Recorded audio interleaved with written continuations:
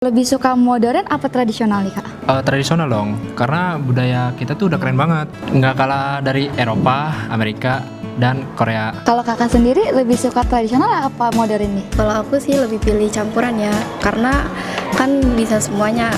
Tradisi untuk Indonesia, kemajuan ekonominya itu barat, attitude-nya itu timur sih, kayak Jepang, Korea. Kalau Kakak sendiri lebih suka tradisional apa modern nih? Kalau aku sih pilih modern ya, apalagi kan modern tuh teknologinya maju. Jadi kebutuhan kita tuh makin gampang buat dapatnya. Kakak lebih suka modern apa tradisional nih? Kalau aku lebih suka tradisional ya, karena kan negara kita sendiri Indonesia mempunyai keanekaragaman budaya di Indonesia. Nah, sebagai muda-mudi kita ada baiknya itu melestarikan budaya tersebut agar tidak hilang dimakan zaman. Kalau kakaknya? Kalau saya sendiri lebih ke modernisasi ya, karena kan modernisasi itu bagian dari transformasi. Kalau kakak lebih suka modern apa tradisional ya? Modern, Oh, kenapa tuh, Kak? karena zaman semakin canggih dan teknologi juga semakin canggih juga. Kalau kakaknya? Saya sih lebih suka dua-duanya ya, kombinasi. Soalnya saya lebih milih Indonesia untuk tradisinya, ekonominya. Untuk kemajuannya saya lebih memilih Barat, dan etikanya saya memilih Jepang. Oh, Itu iya. sempurna.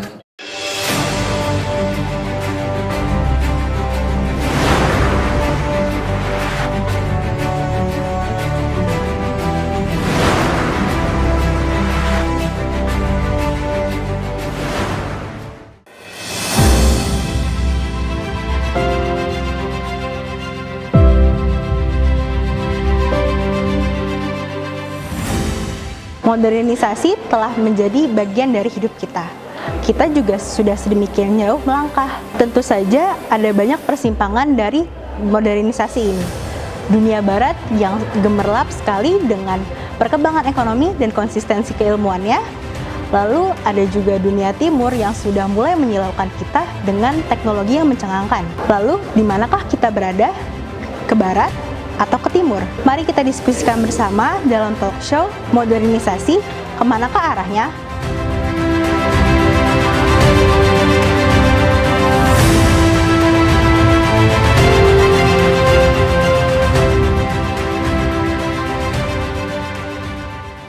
Assalamualaikum warahmatullahi wabarakatuh. Waalaikumsalam. Selamat pagi dan selamat datang di acara talk show kami. Saya selaku host dan sekaligus pembawa acara pada talk show hari ini ingin membahas yaitu hal modernisasi dalam bernegara dan bermasyarakat. Hari ini saya tidak duduk sendiri.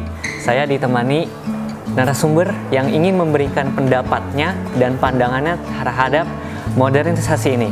Silakan diperkenalkan. Oke, baik. Saya Kamarudin Salim, dosen di Fakultas Ilmu Sosial Politik di Prodi Sosiologi. Modernisasi ini kata yang cukup umum dan pengertiannya tuh umum. Menurut pandangan saya, modernisasi itu suatu perubahan sosial budaya yang mana perubahannya ini terarah dengan cukup rapih yang didasari perencanaan yang baik. Nah, kalau menurut Bapak ini apa sih modernisasi itu? Modernisasi ini kan sebuah konsep ya, dan bahkan menjadi sebuah teori yang memang berkembang di kajian ilmu sosial itu di era tahun 50-an, 60-an. Dan modernisasi ini menjadi sebuah keniscayaan. Tadi disampaikan bahwa modernisasi itu era kaitannya soal perubahan sosial.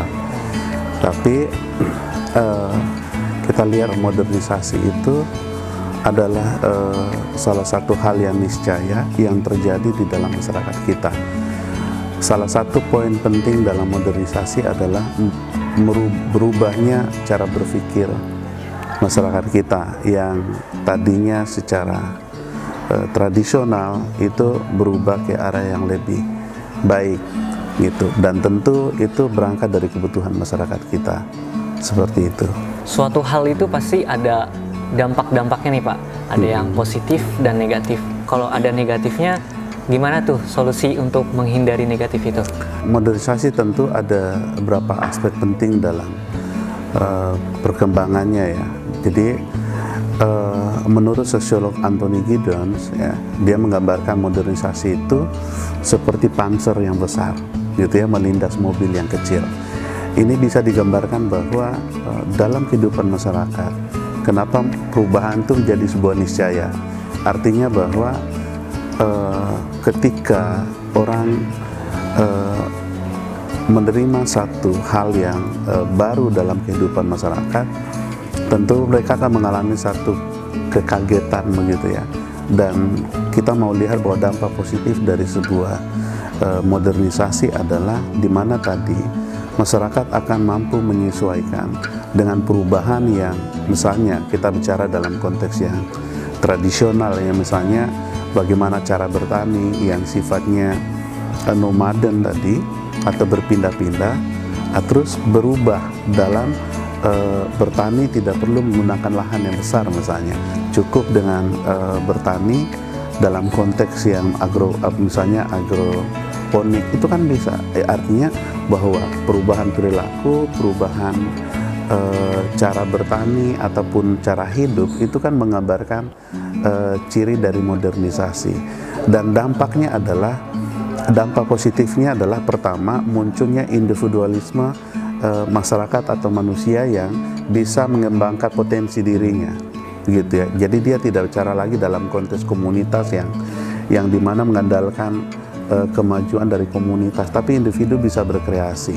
Terus yang kedua, keserian banyak sekali pekerjaan yang bisa diakses oleh individu. Dan dampak negatifnya adalah ketika individu itu tidak siap dalam satu perubahan yang besar, dia akan tersingkir dengan sendirinya. Kalau kita lihat dampak itu. Terus yang kedua, modernisasi ini tentu berbeda dengan westernisasi. Westernisasi itu bagaimana berubah dalam konteks kebudayaan, sedangkan hadirnya modernisasi itu dia tidak menentangkan agama maupun budaya, tetapi dia bisa menyesuaikan dan juga mendorong itu harus jauh lebih baik. Walaupun memang tantangan hadirnya modernisasi itu adalah yang kita tahu seperti globalisasi. Berkembang pesatnya modernisasi ini pasti mempunyai faktor utama itu Pak. Nah, apa sih faktor utama menyebabkannya perkembangannya ini? Faktor utamanya itu bisa mempengaruhi pola pikir masyarakat saat ini? Iya, jadi dalam konteks kajian sosiologis ya, kita tentu lihat majunya industri ya, industrialisasi. Apalagi sekarang kita masuk di era yang kita kenal sebagai 4.0 dan 5.0 misalnya. Itu tentu pemantik pertama dari industri. Yang kedua, ada soal ekonomi politik dan juga soal pendidikan. Kenapa demikian? Karena orang ingin mencapai satu hal yang baru di dalam ruang kehidupan. Misalnya begini, kita bicara tentang kualitas hidup dan kualitas pendidikan. Tentu itu juga berangkat dari cerminan dari negara-negara yang lain, misalnya kalau konteks cara tentang bernegara.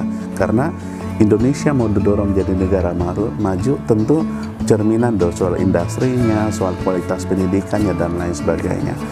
Oleh sebab itu kita bicara tentang bagaimana modernisasi dalam soal bahasa, yang tadinya kita hanya menguatkan dalam konteks kultur keindonesiaan, ini diharuskan untuk menguasai bahasa asing sebagai bahasa yang mampu menghantar kita ke dunia yang lain di luar Indonesia.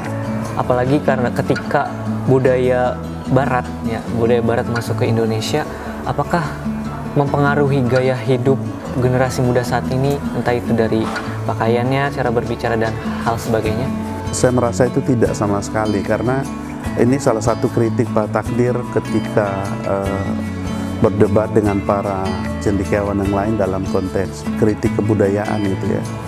Karena yang berubah itu bukan soal budayanya, tapi cara berpikirnya begitu.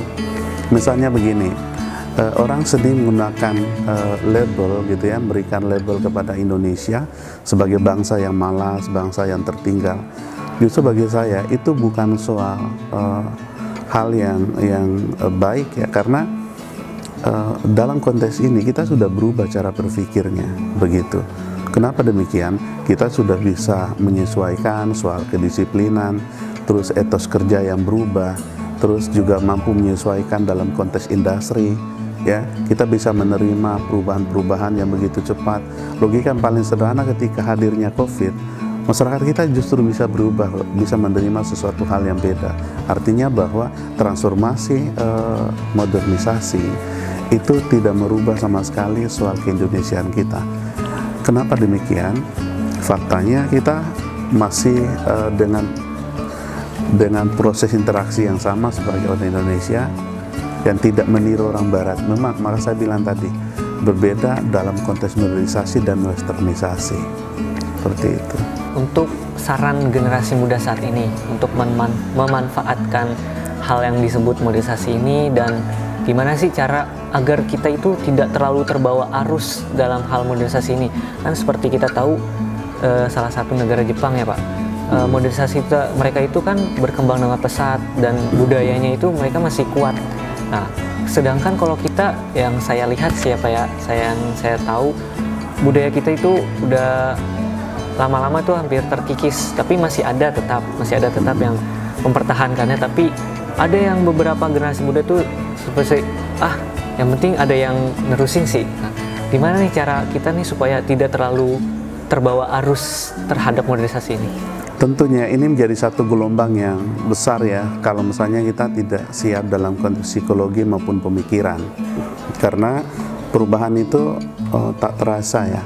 Kalau kita lihat Jepang ini kan fase yang luar biasa. Misalnya ketika Jepang secara spiritual itu pernah menolak hadirnya agama baru dari Eropa, gitu ya. Tapi ketika kita lihat misalnya di abad 21 ya, ketika ada satu toko yang namanya Meiji itu memajang pernak-pernik Natal, dan akhirnya itu menjadi inspirasi bagi semua karena itu menghadirkan pendapatan baru bagi masyarakat. Artinya bahwa hadirnya sebuah agama itu tentu berbeda ya, artinya dia memberikan nilai-nilai baru dalam kehidupan sosial masyarakat kita, dan begitu juga di Indonesia. Misalnya begini, ketika orang belajar di luar negeri dan dia kembali ke Indonesia, apa transformasi yang diberikan? Yang transformasi diberikanlah soal semangat belajarnya, bukan soal mendirikan gedung yang setara dengan Oxford ataupun perguruan tinggi yang lain di Eropa maupun di Amerika, tapi semangatnya yang diberikan. Terus yang kedua, kurikulumnya gitu ya. Yang ketiga, mau saya sampaikan bagi anak-anak muda di Indonesia terutama ya, bahwa modernisasi itu bukan hanya soal gaya berpakaian, karena itu lebih ke westernisasi, karena yang merubah dari modernisasi cara berpikir kita, tingkah laku, dan kedua mampu menyesuaikan dalam perubahan yang berubah, begitu. Jadi kita tidak menjadi sekedar jadi generasi yang konsumerisme ya, generasi yang sekedar menerima sesuatu untuk kebutuhan hal-hal yang sifatnya material, karena modernisasi itu imaterial juga. Dia merubah tatanan sosial, yang merubah pendidikan, cara berpikir, dan juga soal keberadaban manusia. Cukup sekian dari kami. Terima kasih Pak Kamarudin Salim telah hadir di acara talk show kami. Dan terima kasih untuk para kru yang telah bekerja sama sampai akhir, dan terima kasih untuk para penonton yang sudah menonton hingga akhir. Kurang lebihnya mohon maaf. Assalamualaikum warahmatullahi wabarakatuh. Waalaikumsalam.